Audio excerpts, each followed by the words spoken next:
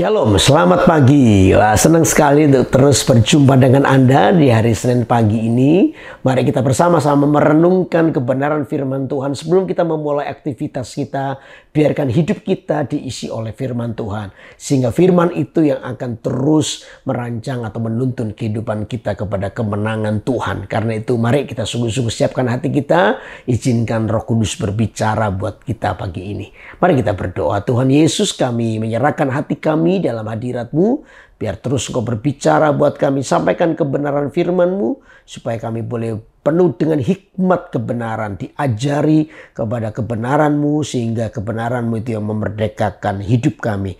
Terus hidupan kami boleh memuliakan Engkau. Terima kasih buat waktu ini. Kami serahkan semua dalam tangan Allah. Di dalam nama Yesus, hamba sudah berdoa. Haleluya. Amin, amin.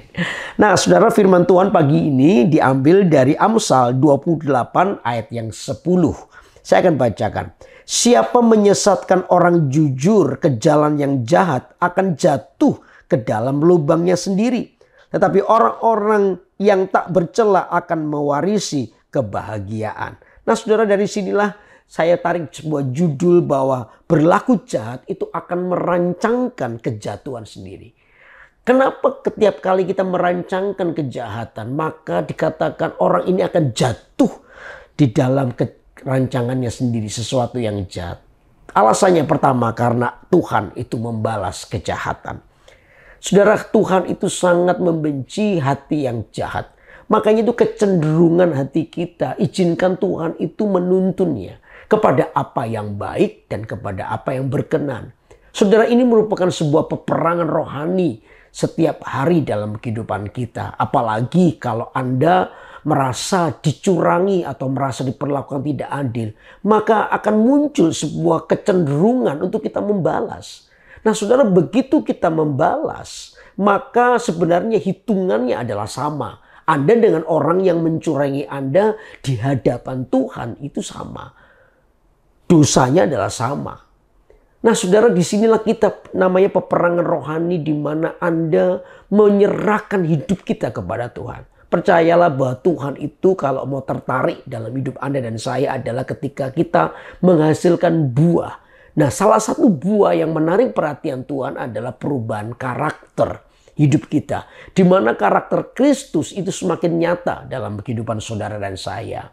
Karena itu lewat persoalan, lewat masalah yang diizinkan Tuhan terjadi dalam hidup kita, itu selalu ditabrakkan kepada karakter kita. Nah, saudara tahu nggak? Ketika Anda mengalami yang namanya proses tadi, saudara jangan mau diajak oleh setan untuk masuk di dalam rancangan kejahatan. Jangan membalas apa yang jahat yang dilakukan orang lain. Izinkan tempat pembalasan itu bagi Tuhan.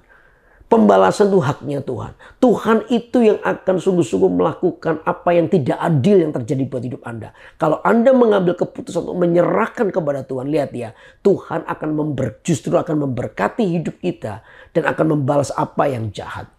Karena kejahatan itu dibenci oleh Tuhan. Tuhan itu dikatakan membalas semua kejahatan. Karena itu biarkan hati kita kecondongannya adalah apa yang baik. Memang tidak mudah. Tidak mudah untuk kita lakukan. Tapi percayalah, tadi saya bilang ini adalah peperangan rohani. Kalau Anda bisa memenangkan peperangan rohani ini, maka berkat Tuhan akan ada pada hidup Anda. Paling tidak satu ini yang dunia tidak pernah bisa berikan, apa itu damai sejahtera Allah melimpah atas kehidupan kita. Hati kita bisa tenang itu di tengah-tengah disakiti, di tengah-tengah diperlakukan tidak adil, tiba-tiba waktu kita memberikan tempat pembalasan itu haknya Tuhan, maka ini yang terjadi. Hati kita tuh akan penuh dengan damai sejahtera. Hati kita tuh akan penuh dengan ketenangan. Karena itu jangan merancangkan kejahatan. Kalau Anda merancangkan kejahatan, maka di kejahatan itulah kita akan jatuh sendiri. Itu yang pertama. Yang kedua apa, saudara? Kenapa berlaku jahat itu akan merancang kejahatan, itu akan merancang kejatuhan sendiri? Yang kedua adalah ini loh, tidak ada berkat kekal dari iblis. Oh, tidak ada berkat kekal dari iblis.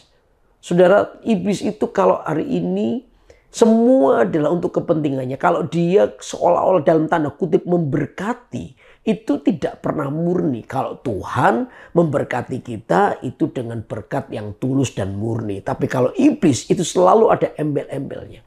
Embel-embel iblis apa? Supaya Anda bisa menyembah kepada setan. Bukan lagi kepada Tuhan, tetapi kepada setan. Tidak ada gratis daripada kuasa kegelapan. Karena itu kalau kita berpihak kepada apa yang gelap, maka sebenarnya kita sedang merancangkan kejatuhan kita sendiri. Saudara jangan pikir bahwa iblis bisa memberkati saudara. Saudara, memberkatimu itu cuma sementara. Dari setan itu cuma sementara. Tujuan akhirnya adalah justru akan menghancurkan Anda. Dan ingat ya, cara kerja setan kalau menghancurkan kita itu bukan hanya pada generasi Anda, tapi sampai generasi di bawahnya. Sehingga kutuk kemiskinan, kutuk kekurangan itu akan terus bukan hanya pada generasi kita, tapi terus sampai generasi bawah kita. Nah, iblis itu berusaha untuk mengikat dan memperhamba kita. Karena itu saudara, jangan merancangkan kejahatan.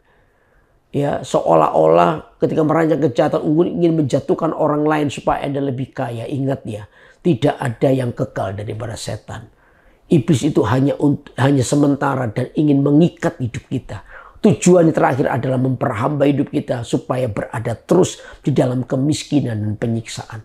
Karena itu saudara, jangan sampai kita terlibat di dalamnya. Anda dan saya adalah orang yang menyadari bahwa di dalam rancangan kejahatan Anda sedang merancangkan kejatuhanmu sendiri. Karena apa? Tidak ada yang kekal yang datangnya daripada setan. Karena itu mari kita bersama-sama menjadi orang yang terlalu berjaga-jaga. Selalu berjaga-jaga. Tuhan, condongkan hatiku kepada apa yang baik. Condongkan hatiku kepada apa yang benar. Maka dari situlah aku bisa melihat bahwa rancangan yang terbaik, rancangan damai sejahtera, rancangan sukacita, rancangan berkat Tuhan hanya datang dari Tuhan. Amin. Nah, itu yang kedua. Lalu yang ketiga, ya, kenapa orang yang berlaku jahat itu akan merancangkan kejatuhannya sendiri? Yang ketiga, karena keberhasilan, tadi saya bilang ulangi lagi, dari kejahatan itu sementara. Ya, keberhasilan daripada sebuah kejahatan itu cuma sementara. Anda bisa melihat mungkin hari ini dari kejahatan, korupsi atau apa aja. Anda kayaknya kaya dan menang. Tetapi tidak ada yang kekal.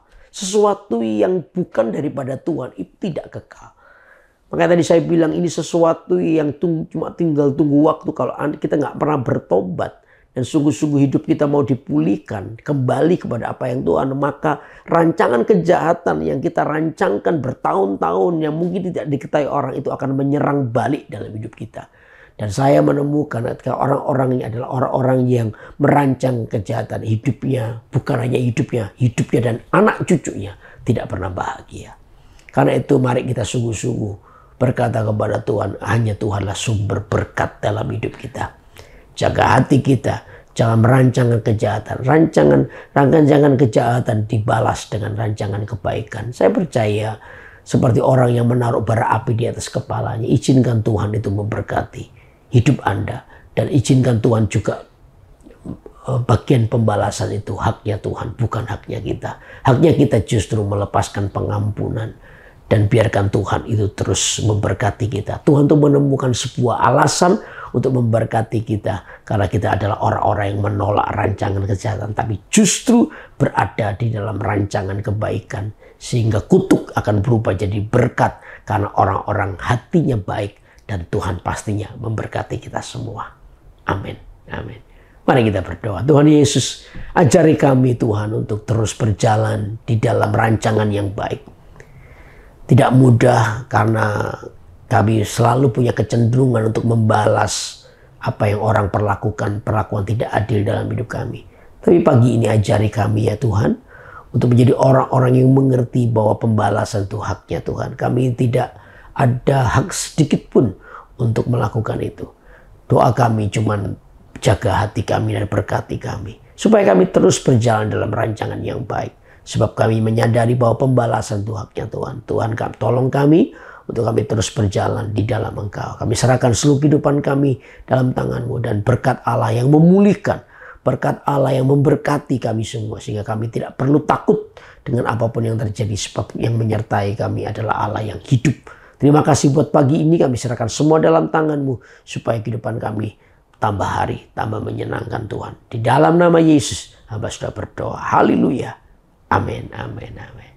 Wah, senang sekali terus menyampaikan firman Allah yang sangat sederhana, aplikatif, dan simple untuk kita bisa mengerti apa yang Tuhan mau. Karena itu biar sungguh-sungguh mari kita condongkan hati kita kepada apa yang benar. Amin. Karena itu ikuti terus acara Kurenungan Firman-Mu tiap hari Senin pukul 6 pagi waktu Indonesia bagian Barat atau pukul 7 pagi waktu Indonesia bagian Tengah di YouTube GMS Kalimantan. Saudara terus ikuti acara ini, biarkan tiap kali kita mendengar firman Allah itu mengubah hati kita. Saya percaya apa yang baik, apa yang berkenan, apa yang mulia akan terus dipersembahkan bagi Tuhan. Nah, saudara yang belum subscribe, silakan subscribe supaya Anda terus diberkati oleh acara-acara rohani yang akan terus datang di rumah Anda. Kalian tetap semangat hari ini bersama dengan Tuhan, dan lihatlah Dia yang melakukan perkara ajaib. Keputusanmu itu benar, itu tidak akan pernah sia-sia sebab Tuhan membela-Mu. Amin. Tuhan berkati.